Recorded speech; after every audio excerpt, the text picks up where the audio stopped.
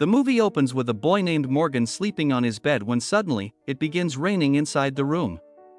He anxiously jolts awake and checks his stomach, only to find water pouring out of it. Morgan screams in horror as the scene fades to black. Later, we see a bunch of kids playing in the neighborhood while Morgan watches them from nearby. He nervously asks if he can join too, but the boys simply make fun of him and leave. This is noticed by Morgan's grandfather, Roy, from a distance.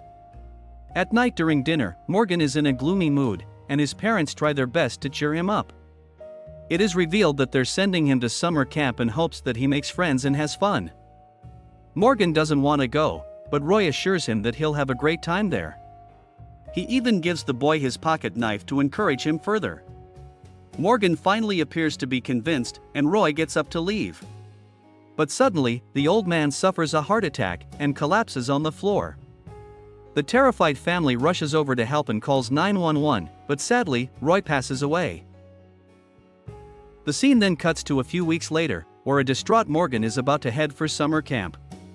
It turns out he's been having frequent nightmares, like we saw in the opening scene, so his mom urges him to talk to the counselors. She believes this camp will be the much-needed break for him. At Camp Almar, preparations are in full swing for the kids' arrival. We then meet the counselors, the couple, Caswar and Lori, who are highly irresponsible and mostly talk about sex, Avery, who rarely speaks and is always high, Franklin, the sensible guy of the group, and Rachel, the supposed leader who wants everything in order. Then there's the strict camp director, Collins, who looks after all the counselors. He warns the boys to be on their best behavior and not mess up this time. Shortly after, the kids start showing up with their parents, and the atmosphere becomes lively. Morgan also arrives with his mom, and he's quickly welcomed by Rachel. The boy is then led to his cabin, which he has to share with a rowdy and arrogant brat named CJ. Later, all the kids are gathered near a lake for the welcome ceremony. Caswar rudely tells all of them to sit in line, and even bullies a boy named Dirk. Meanwhile, Morgan is approached by a friendly girl named Pilar who introduces herself. The boy is not used to having friends, so he's slightly taken aback, but still manages to say his name. Later, he also talks to Dirk, and the two bond over their shared hatred for Caswar. All the counselors then line up, and the camp director, Collins, briefs everyone about the rules. But the moment he says they're going to swim in the lake now, Morgan becomes terrified. Later, as the kids gather near the lake, Morgan reveals that he can't swim, and the bully CJ catches this and loudly repeats it for everyone to hear, which makes them laugh. Franklin and Rachel try to remind Morgan that swimming is an important part of the camp, and that he might miss out on a lot of things. Suddenly, CJ makes Morgan fall to the ground, causing the kids to laugh at Morgan, who is clearly humiliated. Collins then steps in and takes CJ to his office. With a stern tone, he reminds CJ that bullying is strictly forbidden at camp and could lead to serious consequences. But CJ barely listens, smirking and laughing through the entire warning like it's all a joke to him. That night, all the kids gather around for a campfire, where Morgan makes two more friends, Sam and Raj. Avery suggests they play some songs, but the kids aren't interested, so Rachel proceeds to tell them a horror story instead. She claims that before Camp Almar was made, this place used to have a lot of cabins. A doctor used to stay in one of them, along with his wife and two kids. This doctor was a bit strange, as every night after his family went to sleep, he used to go down into his basement cellar, and only return when the sun came up. This made his wife really suspicious, so one night, she quietly followed him to the cellar, and she discovers something horrific. People's mutilated bodies were being ripped off and sewn back together, and they looked completely disfigured. It turns out the doctor was secretly killing people and doing experiments on them at night. The terrified wife tried to run away, but the doctor found her and sewed her to the kids to transform them into one disfigured person. Upon hearing all of this, Morgan and some other nerds are horrified. After the session is over, Pilar escorts Morgan to his cabin, while assuring him that the counselors just made up the story to make sure nobody breaks the curfew. This finally makes him feel a bit easy, and they bid each other goodbye for the night. A while later, Morgan is in the toilet, lost in his thoughts, when all of a sudden, water starts pouring from the ceiling. He then has visions of a certain incident where he's struggling to breathe and someone is trying to help him out. A terrified Morgan quickly exits the toilet, but soon sees his deceased grandfather, which was just another one of those nightmarish episodes, and Morgan manages to come out of it. He then slowly proceeds towards his cabin, only to notice a terrifying man in a white suit coming out of there. A horrified Morgan immediately rushes to Rachel and Franklin's place, where he frantically explains that he saw a strange man coming out of his cabin. But Rachel reveals that she read Morgan's file and learned that he has recurring nightmares, but the boy is certain that he saw a man. Meanwhile, Franklin suspects that the earlier story got to Morgan's head, so he decides to escort him to his room. They soon reach the cabin, and Morgan is stunned to see all his roommates asleep with no signs of any violence. Franklin assures him that Almar Camp is a safe place, before finally departing. The next morning starts off better for Morgan as he meets Pilar. They discuss their shared fondness for books, and she eventually asks him out on a reading date. She also gives him some candies and leaves, which leaves Morgan blushing like a schoolgirl. From that point onwards, he feels more confident and spends the rest of the day enjoying with his friends. Morgan even tries to talk with CJ in the evening, but the bully shoves him onto the bed, leaving him scared again. The following morning, Morgan is describing the incident to his friends when CJ suddenly shows up and asks to talk in private. A terrified Morgan complies, and the two go near the lake to chat. Surprisingly, CJ wants to make amends for his earlier bullying, and says they should do some stuff together. But when Morgan asks what stuff, like your swim test.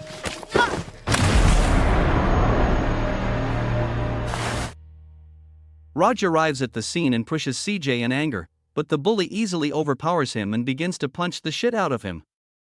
By this time, Morgan has gone limp, and is starting to sink deeper and deeper. But thankfully, Kaswar rescues him in the nick of time and starts giving him CPR. The other counselors also show up and pull CJ away from Raj, while Kaswar manages to bring Morgan back to life. The scene then cuts to nighttime, where all the kids are having the time of their lives outside, while a depressed Morgan stays in his room. Soon after, Collins arrives with some hot cocoa for Morgan, and encourages him that things will be better. They have a lot of work to do with CJ, as they don't tolerate bullying here at Almar. Later that night, Morgan suddenly finds himself near the lake, where his dead grandfather has been waiting for him. Things quickly get dark as the old man begins acting strangely, and water begins pouring from everywhere. Morgan also screams and vomits a ton of water, but the next second, it's revealed to just be a nightmare. Now unable to sleep, Morgan peeks through his window and spots one of the cabins blinking with lights. He gets curious, and slowly walks towards it to check what's going on. Morgan then enters inside, and stumbles across a shady room which leaves him horrified. Even worse, there is CJ's dead body, which has had his organs removed, as well as the bodies of other kids. Just then, the man in the white suit appears and starts dragging Morgan, causing him to scream in horror. But he manages to grab a knife and stab the man in the leg, giving him the chance to escape. Morgan runs straight to Dirk's cabin, where he wakes everyone up, and frantically explains that the doctor is real and chasing after him. The boys obviously don't believe him. But then,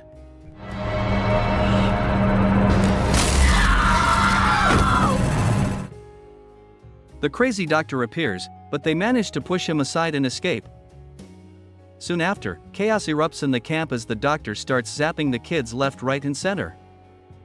Kaswar quickly grabs his walkie-talkie and informs the others that they have a Bronco Butler situation, implying that this has happened before. As the others run for their lives, Rachel urges all of them to come to the mess hall as it's safe there. Meanwhile, Morgan, Dirk and Sam find Pilar, who's with her roommate Caroline. Here, they spot the crazy doctor zapping a girl and quickly run away from there. After a while, they contemplate joining the others at the mess hall, but Morgan thinks they shouldn't trust the adults at this point. But before they can discuss more, they see the doctor coming their direction and quickly run away from there. Meanwhile, Franklin approaches the doctor and asks him to stop, but gets knocked down. At the mess hall, almost all of the students have gathered, but Kaswar is concerned about the missing ones, so he heads outside to find them. On the other hand, the kids rush inside a secluded cabin and lock the door. They find a lot of rowing equipment there, and contemplate swimming across the lake to look for help. But Morgan, who's terrified of water, immediately shuts down that idea. Pilar asks why he's so afraid to swim, so Morgan starts recounting the tragedy that still gives him nightmares. It turns out a few years ago, he fell into the swimming pool and almost drowned, until his grandpa Roy came and saved him. Seconds later, they hear a bang on the door, prompting them to quickly hide. It turns out to be Caswar, who's looking for the kids. Morgan and the others are skeptical to trust him, but a scared Sam suddenly runs into his arms, pleading for help. Caswar proceeds to escort the boy out when suddenly, the doctor shows up. But to our surprise, Caswar shockingly hands over the boy and the doctor zaps him unconscious. It turns out that the doctor and Caswar are working together, and here the kids knock Caswar out with a surfboat and escape. Elsewhere at the mess hall, Rachel is trying to assure all the kids that it's safe here. However, it turns out to be the unsafest place as the doctor shows up and starts zapping all the kids one after another. Meanwhile, we learn that Caroline didn't escape with her friends. She runs into the woods, all panicked, but ends up tumbling over and injuring her leg. Elsewhere, Morgan, Pilar, and Dirk run through the camp, spotting several unconscious bodies on the ground. They eventually come across Franklin and plead for help, saying the doctor is after them. Although Franklin looks confused, Franklin gives them the passcode to Colin's cabin and urges him to use the landline to call for help. On the other hand, Caroline staggers to the highway, where she fortunately comes across a police car. She frantically explains that her friends are in danger, so the cop tells her to get inside the car. Morgan and his friends, meanwhile, enter Colin's cabin and quickly use the landline for help, but to their misfortune, it doesn't work. Morgan then flips through CJ's file lying on the table, and is confused when he sees the words "problem contained." Elsewhere, we shockingly learn that all of the counselors, including Franklin and Rachel, are working together. The doctor removes his mask, revealing that he's none other than Avery. The group is panicking because they missed 4 kids, and only have an hour before the sun rises. Hence, Caswar grabs his classic baseball bat and heads out to find them. He goes straight towards Colin's cabin, but the kids manage to spot him through the window. In an act of bravery, Dirk says he'll handle this asshole, and urges the other 2 to hide. Seconds later, Caswar arrives at the door, and charges at it to break it, but Dirk opens it in the nick of time, causing Caswar to crash. Furious, he gets up for round 2, but Dirk ends up knocking him out with his own baseball bat. Although the kid emerges victorious, he's soon zapped unconscious by Rachel. Outside, the cop arrives with Caroline and a worried Rachel goes to talk to them. But in a surprising turn. Wait, no. The cop lets Rachel zap the kid. Rachel then talks through her walkie-talkie, and informs her team to initiate something called the rollback protocol. This prompts several vans to arrive at the scene almost immediately. Back at Colin's office, the kids go through CJ's file, and are shocked to find a date of death, along with his lifeless photo. Morgan then finds his own file, and the moment he reads it, he starts having flashbacks of that swimming pool incident. He screams in horror as he finds something really shocking. Outside, several men in white suits emerge from the vans, and start loading all the unconscious kids.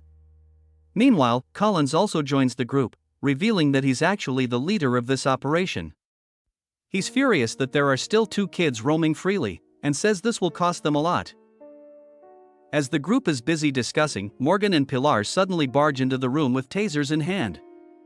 They angrily demand to know if they're dead, and reveal that they found their files. Morgan read that he had drowned, and wants to know what the hell is going on. The others hesitate to answer, but Collins bluntly says that they're not dead, because they weren't even born. He reveals that the real Morgan died last year by drowning, and the boy standing next to him isn't real. Just then, Franklin arrives at the scene, and shouts at Collins for being so inhumane. He asserts that these are just kids, whether they are real or not. In response, Collins reveals that he had a son named Benjamin who died years ago. He's now trying to keep families together with the help of this technology. Collins then hands Morgan his pocket knife, before leaving the room. After this, Franklin convinces the others to leave as well, promising to do a system wipe on the kids.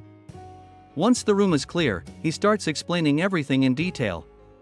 Franklin reveals that the kids are not robots, but they aren't humans as well. The main reason they come to the camp is so that the engineers can tweak them and update their systems. After every camp visit, the kids will have changed physically, whether it be their height or appearance. Pilar asks if her friends know that she's not human, but Franklin says that most parents keep it a secret. As he continues explaining, we see the engineers placing a device on each unconscious kid.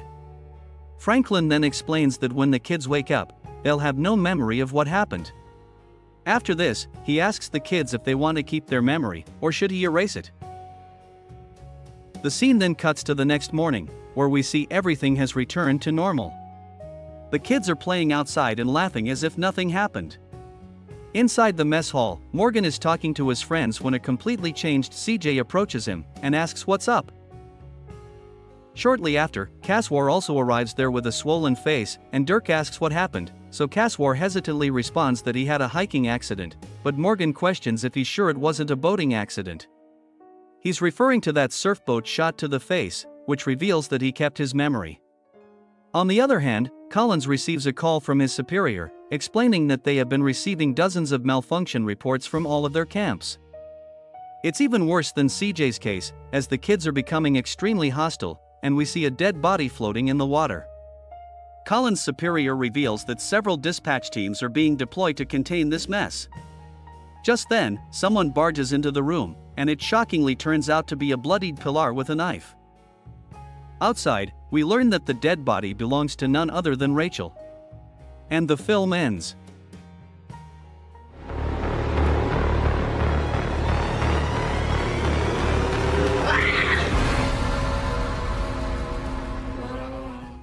Thus, we reach the end of this movie. Thanks for watching. If you like the movie, support us. Don't forget to subscribe for more movie recaps. See you in the next movie. Goodbye.